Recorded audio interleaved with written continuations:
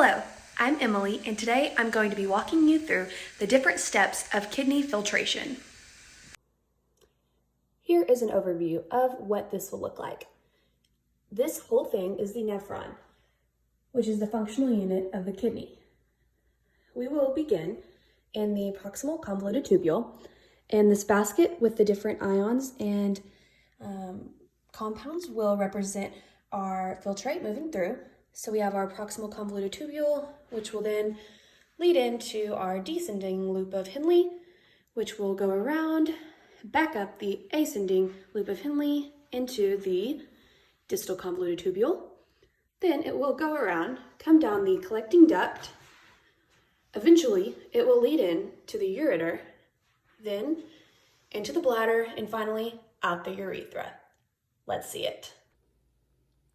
While in the proximal convoluted tubule, Na and Cl will enter in from the lumen using cotransport. Next, more sodium will enter in using countertransport with hydrogen ions.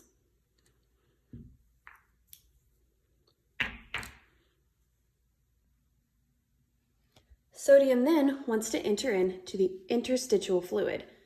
So it tries to use countertransport with potassium to do so, but it can't seem to do it without its good friend ATP.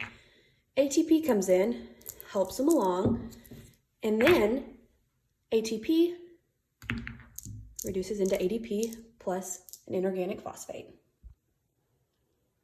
While this is occurring, chloride ions are also entering into the interstitial fluid. Meanwhile, potassium ions are jumping in and out just to try to help different ions move. Once Na and Cl have both moved into the interstitial fluid, they combine.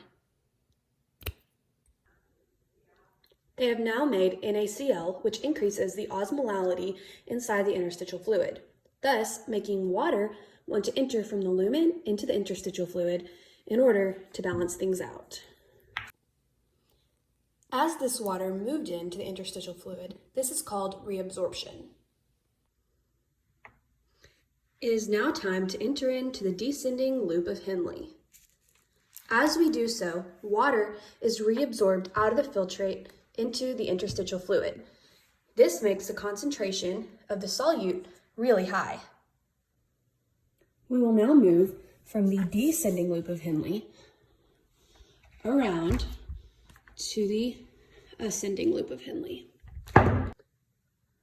Once in the ascending loop of Henle, Na plus is reabsorbed into the interstitial fluid by use of the NAK pump. Next, chloride ion wants to follow it. It can either do this by going by itself or through the use of the potassium.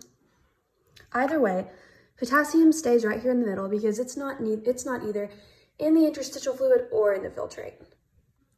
Once again, NaCl is formed in the interstitial fluid, contributing to the hypertonic environment. Another thing that can occur in the ascending loop of Henle is the secretion of urea by facilitated diffusion. Next, we will travel in to the distal convoluted tubule. So what happens in the distal convoluted tubule?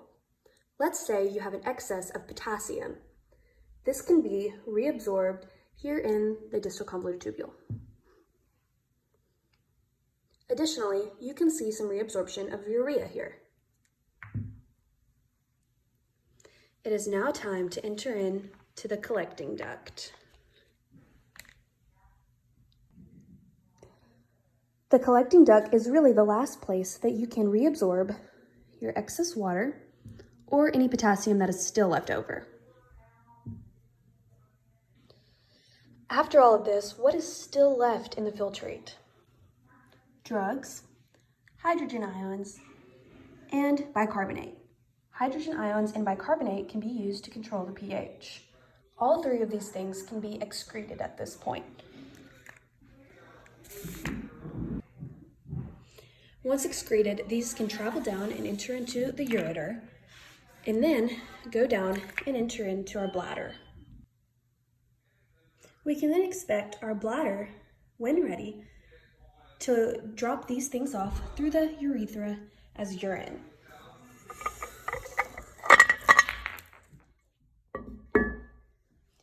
This is why drug tests are often performed through urine tests, because drugs can be excreted through urine. Thanks for watching, and I hope you learned a little bit more about kidney filtration.